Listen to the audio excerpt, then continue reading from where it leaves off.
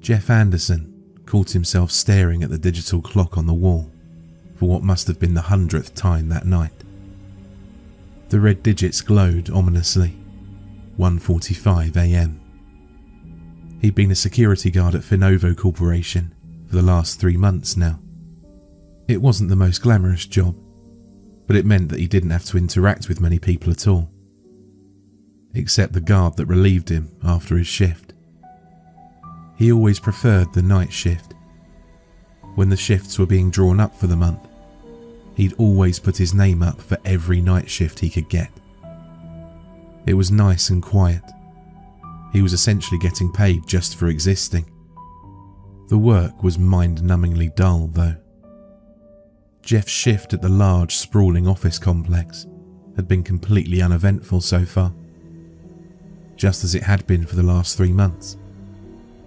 He let out a long sigh and leaned back in his chair, mindlessly staring at the bank of monitors before him.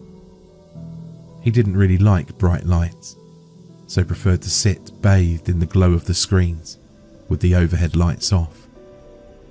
Besides, if his supervisor ever turned up to check on him, not that he ever did, the darkness would hide anything he shouldn't be doing.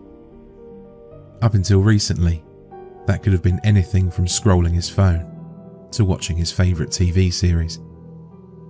The silent feeds from the dozens of security cameras in the building showed empty hallways, darkened offices, and the occasional flicker of a fluorescent light. Up until recently, the inherent boredom that crept up from time to time had largely been kept at bay thanks to the internet. But much to Jeff's frustration, the company had recently enforced a strict internet restriction, cutting off his only link to the outside world during his long, lonely shifts. Misuse of company infrastructure was the corporate line. Apparently, someone in the billing department was browsing something that they shouldn't have been, and the CEO was behind him. Someone always has to ruin it for everyone else. Days afterwards, a company-wide communication was sent out, stating that the internet was restricted purely to the local intranet, and all access to external sites was blocked. To make matters worse, Jeff couldn't even use his mobile data. The security office was tucked away towards the centre of the complex, surrounded by extremely thick walls lined with metal grates.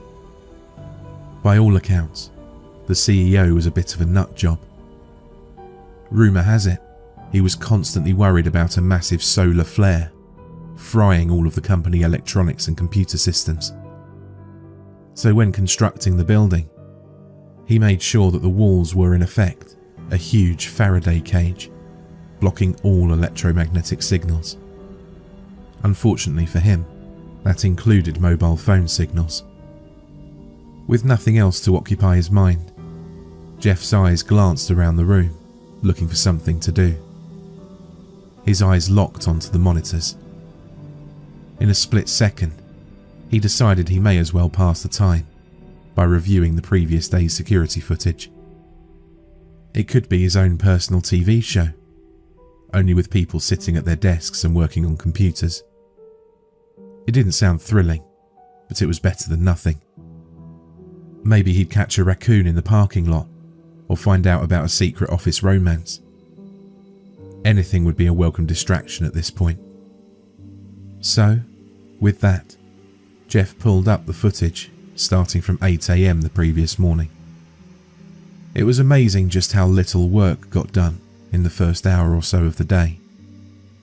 People coming into the office, having that endless small talk about what people got up to the night before, or the weather. Grabbing a coffee, or 3, before finally logging on and starting to settle down by reading emails. He couldn't think of anything worse than small talk.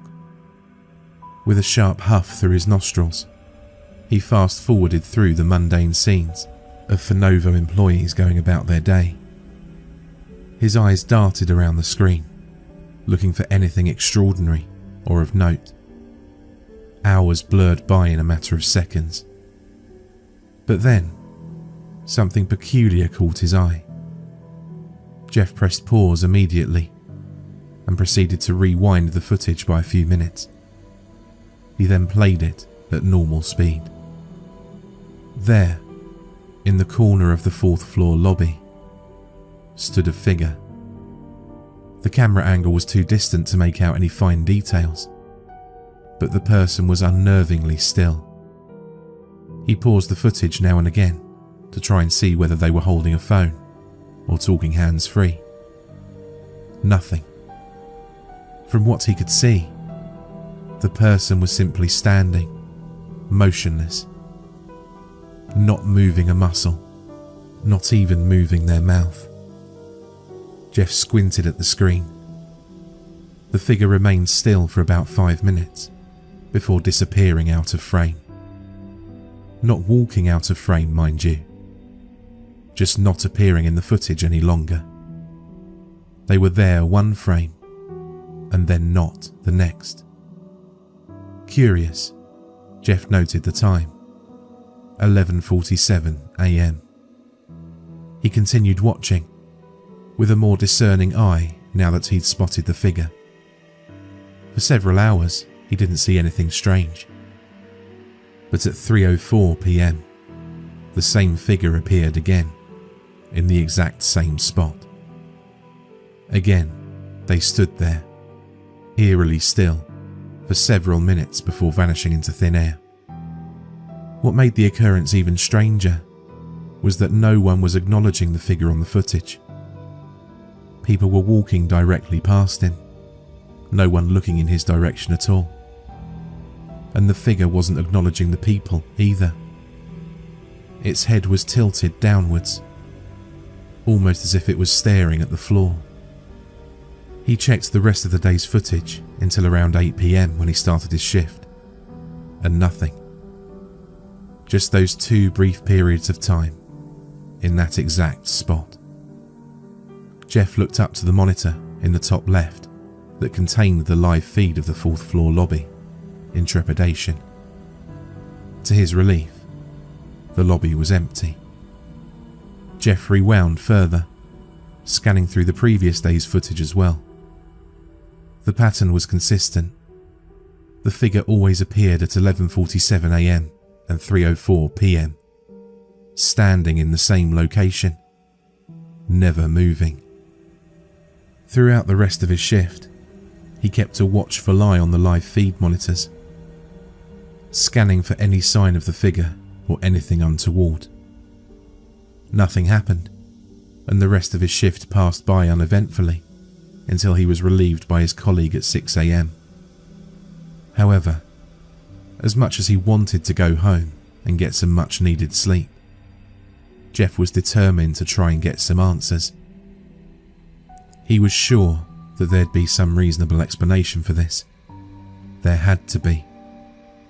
So, as the office workers began to scan their passes and enter the building, he tried to grab a couple of his colleagues that were no more than acquaintances, but at least knew each other's names, to try and prod them for information. "Hey, have you noticed anything strange on the 4th floor lobby around noon or mid-afternoon?" he asked casually, trying to gauge their reactions. But one by one, as they sipped from their cups of coffee, they all gave him puzzled looks and shook their heads. "No, can't say I have," said Mark, one of the pencil pushers in finance. "Why do you ask?" Jeff hesitated, unsure how much to reveal. After all, they might think he was crazy. "Just some odd activity on the cameras," he said. "Probably nothing." By the end of his line of questioning for his colleagues, Jeff was frustrated that he was no closer to any kind of answer. It seemed as though this apparition couldn't be seen. Either that, or he was imagining all of it. Come to think of it, he hadn't been getting much sleep lately. He put it out of his mind and simply chalked it up to his mind playing tricks on him. After all, the human brain was capable of some weird stuff. He swiped his pass through the entrance gates got into his pickup truck and turned on the engine. All he needed was a good sleep, and he'd be right as rain, ready for his next night shift later in the day. Unfortunately, as Jeff laid in bed, he couldn't get the image of that figure out of his head. He'd gone 3 days without sleep before, and he'd never seen anything like that as long as he'd lived. He tossed and turned for hours, before finally passing out from exhaustion for a few hours. The next shift would be hell. As he had done for the past few nights, he arrived at the Fenovo building later that evening, ready for his next shift.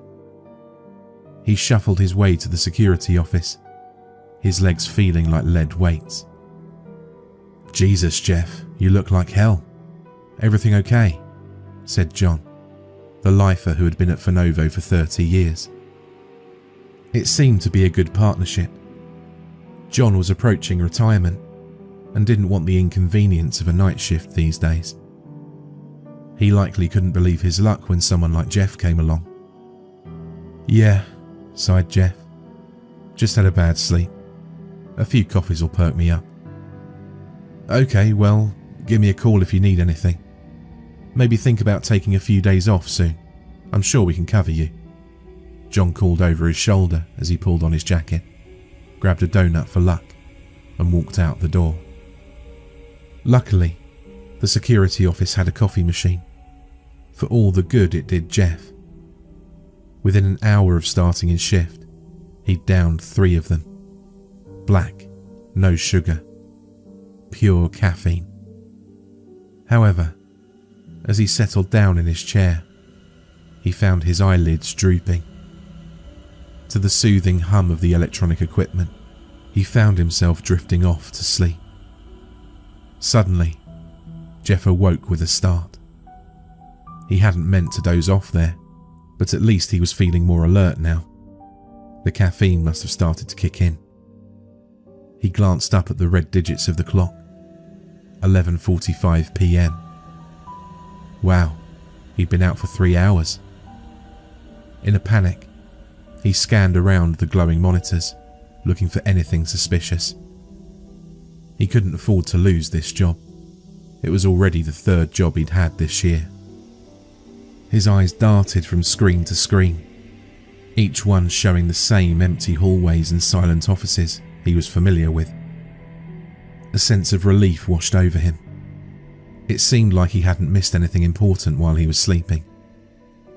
As he sat back, however, trying to shake off the lingering cobwebs from sleep, something caught his eye on the top left monitor. It was the 4th floor lobby feed. It was flickering, obscuring the video. He checked the system logs for any signs of system issues. Nothing reported. "Great," he muttered under his breath, getting up slowly from his seat.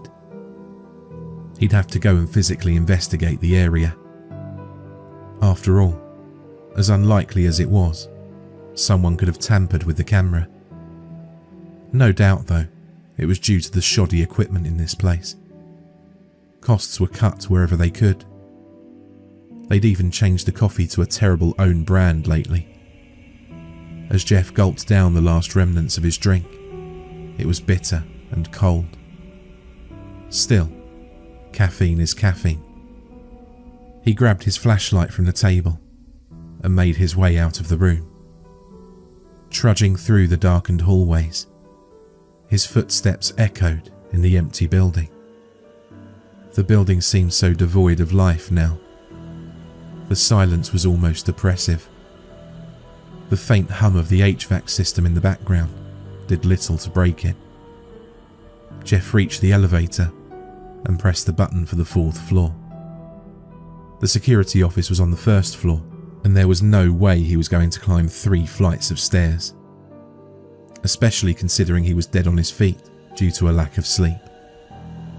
His legs still felt as though they were weighing him down.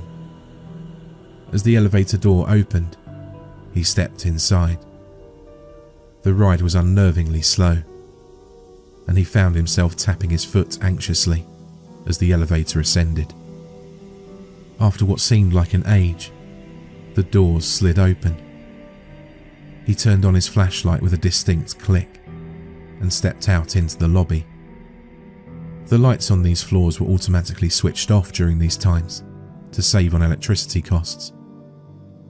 Jeff noticed that the air was noticeably colder here, and he began to feel uneasy. Cautiously, he shone the beam of his flashlight around the room, taking particular interest in the corners of the room. Nothing, to his huge relief. He moved the light up to the position of the camera to check for any evidence of tampering. It looked absolutely fine. Maybe it was just a technical glitch. Just as he let out a sigh and was about to head back to the security office, a movement at the edge of his vision caught his eye. He turned quickly, heart beating out of his chest. Again, nothing. He stood still for a moment, straining to listen for any sound. The only noise he could hear was the distant hum of the building's systems. "I feel like I'm going crazy," Jeff whispered to himself as he performed a final sweep of the lobby with his flashlight. Now convincing himself that it was just a combination of his mind playing tricks on him and a lack of sleep, he turned and walked back to the elevator. As the doors slid shut behind him, he couldn't shake the feeling that he was being watched. Back in the sanctuary of the security office, Jeff took in a big breath and settled back into his chair, putting the heavy flashlight back onto the table with a large thump. Looking up at the top left monitor for the 4th floor lobby, he could see that the feed was back to normal now. Just a glitch in the system. The rest of the night proceeded to pass uneventfully, and he found himself dozing off again in pockets. When he was relieved at the end of his shift by another younger member of the team, he shuffled out of the office without a word and made his way home. Although he felt physically and mentally exhausted, Jeff just couldn't settle down to get any restful sleep. He even tried having a few shots of whiskey, but that just ended up making him lightheaded. He never was much of a drinker. As is always the case when you have severe insomnia, he found himself obsessively worrying about how much time was left for him to get some sleep as the hours ticked by. He had another night shift coming up, and he was dreading it. He knew he should probably call in sick, but he'd only been in the job for 3 months. He had to keep a roof over his head. As Jeff reflected back over the past few days, he realised that in between brief naps and micro-sleeps, he'd probably had around 5 or 6 hours sleep in the last 3 days. This was killing him. Upon heading out of the door that evening, he could hardly see straight. There was no way he could drive in this condition. He called a cab. He only lived a 10-minute drive from the office. The last thing he needed was getting into an accident. His eyelids felt heavy as he tapped his pass in at the gates. It felt like he was walking into hell. He had to get some sleep after this shift. He just had to. The brief small-talk conversation with John felt like a dream. He could hardly remember any of it once John had left. Coffee. Coffee solves everything. In the space of 5 minutes, Jeff downed 3 cups. As he flopped down in his chair, he stared blankly at the glowing screens. He had to get to the bottom of this. Although it was likely a result of the insomnia, he assumed, he had to put his mind to rest. So, Jeff devised a plan in his caffeine-addled state. The figure he saw in the lobby must be an employee. Hell, it could have just been someone with a terrible hangover that was trying to compose themselves. He thought that if he reviewed the security footage of the offices, he could manually count the number of people in the building and compare it to the security pass entry logs on the computer system. If the numbers added up, that could put his mind at rest and he could finally get some sleep. It was painstaking, but he spent the next 2.5 hours meticulously looking over the building's camera footage. He checked and double-checked his numbers. His calculations were as precise as he could manage, and he came to the same number every time. He could cross-reference every single employee in the building on that day to the security pass records, apart from one. To his horror, as much as he struggled to come to terms with it, the calculations were always out by one. The manual count showed one more person in the building than the entry logs. Someone, or something, was inside the office that shouldn't be there. As he held his head in his hands, stressing about how on earth he'd ever managed to get any sleep ever again, he heard an electrical crackling noise cut through the silence. It was to the left of him. Carefully glancing upwards, he subconsciously knew where it would be coming from. The top left monitor. The 4th floor lobby. Looking at the timestamp, for some reason, it was playing a feed from the previous night. Midnight. The footage showed Jeff stepping out of the elevator, the first signs of which was the bright beam of light coming from the opening doors. Reliving it again, it ran through him searching the lobby and finding nothing. Then, with a shrug of the shoulders, it showed Jeff calling the elevator and waiting for the doors to slide open, with his back to the lobby. The feed on the monitor buzzed and flickered. Just as he disappeared through the entrance to the elevator, there it was. The figure appeared in the corner of the frame. 1 second it wasn't there, and the next, there it was. Jeff's breathing began to quicken, and his eyes widened as he watched the figure standing motionless, exactly where it had been before. Only, it seemed different this time, more defined. It seemed as though the figure was superimposed onto the screen. The rest of the feed was slightly blurry, as the rest of the screens were, but the figure was crystal clear. Rather than staring at the ground like the figure he saw during the day, it was staring directly at the camera. There were 2 gaping black holes where its eyes should be. Jeff let out an audible and involuntary groan due to the fear coursing through his body.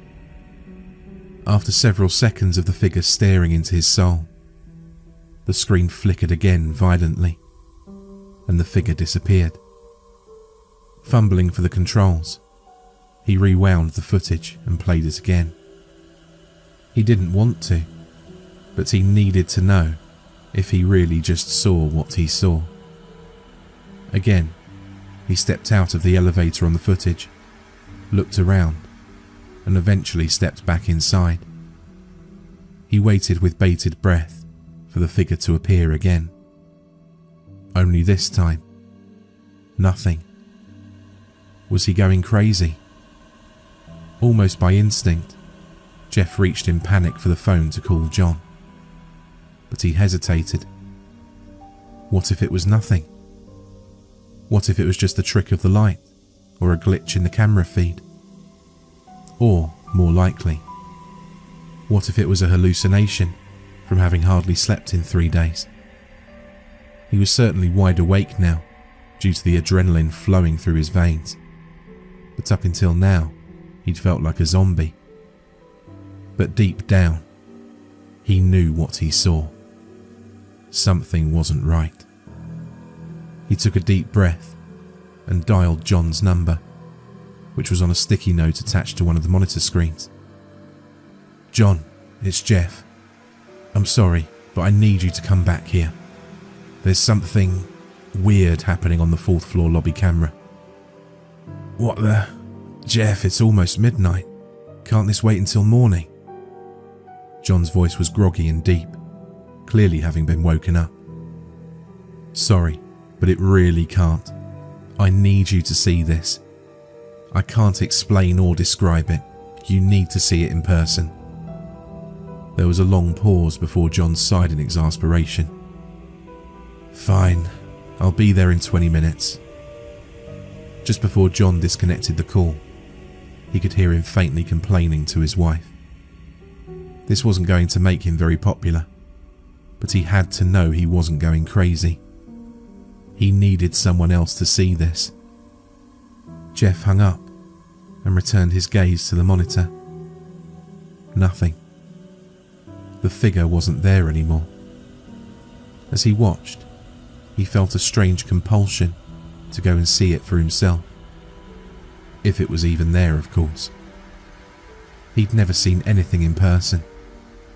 The figure had only appeared to him on the video feed. If he still saw nothing in person tonight, he could be sure that this must be a video glitch or a hallucination. Maybe it was the lack of sleep. Maybe it was innocent curiosity. Or maybe it was something else entirely. He grabbed his flashlight, and as he did the previous night, made his way to the elevator. This time, Jeff's steps felt heavier, no doubt due to the sleep deprivation. Each footstep echoed ominously throughout the empty hallway. His flashlight beam danced along the walls as he pressed the button for the elevator. The low hum of the machinery seemed louder than usual. As the doors slid open with a ding, he hesitated slightly, peering cautiously into the empty car. Nothing out of the ordinary. He gingerly stepped in, not before looking quickly over his shoulder, and pressed the button for the 4th floor. He stared upwards as the numbers lit up one by one. Finally, the elevator ground to a halt and the doors slid open. As with the previous night, the air felt colder than the other floors. The bitter chill was biting through his thin security jacket. He held the door open with one hand and shone his flashlight out into the lobby with the other. He couldn't see anything unusual. He stepped out, his eyes scanning the large room, moving corner to corner. The flashlight landed on the spot where he'd seen the figure on the footage. Nothing. He took a deep breath, trying to steady his nerve. Maybe it was his imagination after all, he thought. He edged closer and closer to the spot in the corner. The air almost began to feel thick as he approached. He could almost feel static at his fingertips. He'd never felt anything like it before.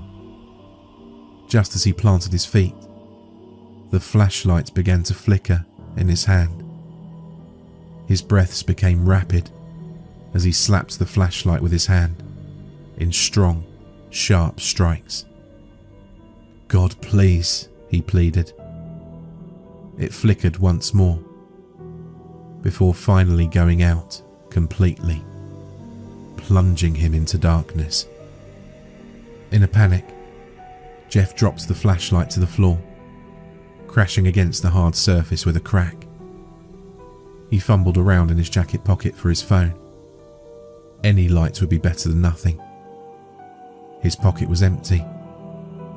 He then realised that in his sleepless haze, he'd forgotten to pick up his phone from his bedside table at home. He swore under his breath. Jeff stood there, motionless, his feet planted to the floor in fear. As his eyes began to slowly adjust to the extremely low level of ambient light from the elevator display, he noticed something peculiar. He could see his breath misting up in front of his face, creating faint wisps of smoke rising upwards. It was freezing cold. Then, behind him, he started to hear something. It was very faint at first, struggling to be heard over the hum of the building's ventilation systems. but it slowly grew louder and louder. A soft whispering or whimpering sound. He'd never heard anything like this before. Jeff was frozen in place. He physically found it impossible to turn around. However, just as the whispering grew louder, it stopped. "You're imagining things again, Jeff. Pull yourself together," he said to himself, his voice trembling with fear. He had to go back and meet with John. He'd be arriving soon. Perhaps they could both investigate, and John could confirm that it was just his mind playing tricks on him. He slowly turned around, and to his relief, there was nothing there. Although it was essentially pitch black, he could still see the glowing number display above the elevator. It still read 4, in a bright red, similar to the clock display in the security office. Shuffling his feet, he headed towards the elevator and fumbled around to the side of it, eventually mashing the button once he found it. The elevator doors opened with a groan, and he rushed inside the well-lit haven, frantically pressing the button for the first floor. The doors closed shut, and it was silent. Gone was the soothing hum of the building systems. All he could hear was his rapid heartbeat in his throat and his laboured breathing. However, he noticed something. It was too silent. He couldn't hear any of the elevator mechanisms moving, nor the subtle buzz of the lighting. The first floor button was lit, but the display was stating he was still on the 4th floor. "Screw this, I'll just take the stairs," he said out loud, jabbing the open door button in a frenzy.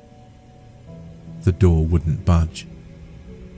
Jeff tried prizing the steel doors apart with his fingertips, but there was absolutely no give.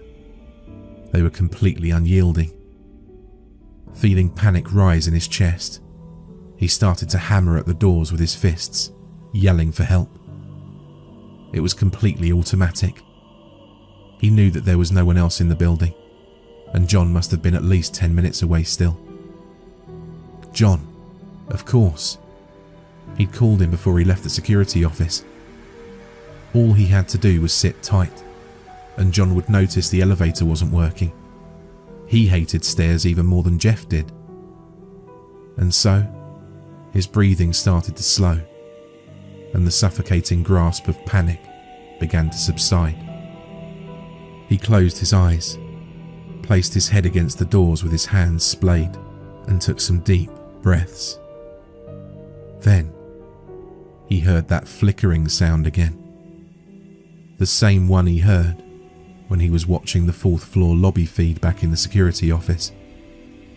Opening his eyes, he could see the display above the keypad was going haywire, and the numbers were lighting up at random. Jeff's eyes widened in fear. He then heard a horrendous crackling noise coming from above him. As he craned his neck upwards, the bright halogen lights above him were also flickering. All of a sudden, one of the lights went out. Then another, and another. To his terror, the rest of the lights then went out in the space of a nanosecond, sending him into complete darkness. What he hadn't realised is that the elevator had gotten freezing cold, and he started to shiver, partly due to the temperature, and partly due to the adrenaline coursing through his body right now. He was hyperventilating now, and was frozen in place. He didn't know what to do. The last thing he felt before everything went black was tendrils of ice crawling their way up his arms and creeping around his neck. In the open space of the 4th floor lobby outside, a blood-curdling scream filled the hallways, echoing throughout the empty building. When John arrived 15 minutes later, he found the security office empty. The monitors displayed the same empty hallways and darkened offices. He scanned the screens and couldn't see anything out of the ordinary. As he glanced down, he could see 3 empty cups of coffee on the desk. No sign of Jeff's phone either. Come to think of it, he didn't see Jeff's pickup truck in the parking lot either. John had the idea to review the security footage from the last hour. He managed to see Jeff leave the security office, head up to the 4th floor, and look around. After a few minutes, he called the elevator again and stepped back inside. The feeds then flickered and went black. About 5 minutes of footage was missing by his count. Strange. He'd gotten the elevator up to the 1st floor with no issues. Certainly no sign of Jeff. Checking the system logs, he found out there was a brief electrical surge 15 minutes ago, knocking out the electronics. It forced the systems to perform a reboot once the power was back. This happened now and again. Nothing out of the ordinary. "Jesus, Jeff, you woke me up for this?" John growled under his breath. The inexperienced security guard must have seen the electrics play up and got panicked, calling him. He then thought back to what he told Jeff a couple of days ago, that they'd cover for him if he wanted a break. Admittedly, he did look like absolute hell the last time he saw him. "If you wanted me to cover your shift, all you needed to do was ask. None of this smoke and mirrors," he said out loud, barely being able to mask his annoyance. He must have thought he could use this as an excuse to get John to come out here and cover the rest of his shift. That's the only reasonable explanation. After all, his phone was gone and his pickup truck wasn't there. So, with a quick call to his wife to let her know he'd be gone for a few more hours, John grabbed a cup of coffee and settled back into his chair with a huff. He'd tear Jeff a new one when he saw him next. Days passed, and John never saw Jeff. The company assumed that he must have let the stress and loneliness of the job get to him. He only ever did night shifts. They had this happen occasionally. The job wasn't for everyone. They'd sent him a check for his hours worked in the mail and looked for a replacement. Today was that replacement's first day. The company didn't want to start him off on the night shift like they did with Jeff, in case it happened again.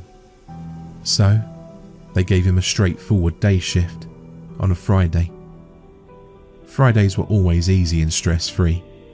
There were never that many people in the office. It got to nearly lunchtime, and his stomach started to grumble. He'd have to grab something to eat soon. The red digits on the wall clock read 11:47 a.m. As the guard scanned around the monitors, his eyes were drawn to the 4th floor lobby monitor. Standing there, in the corner, motionless, was a figure. It had its head lowered, as if lost in thought. To his confusion, though, something looked familiar. The figure was wearing a ragged and torn up security officer's uniform.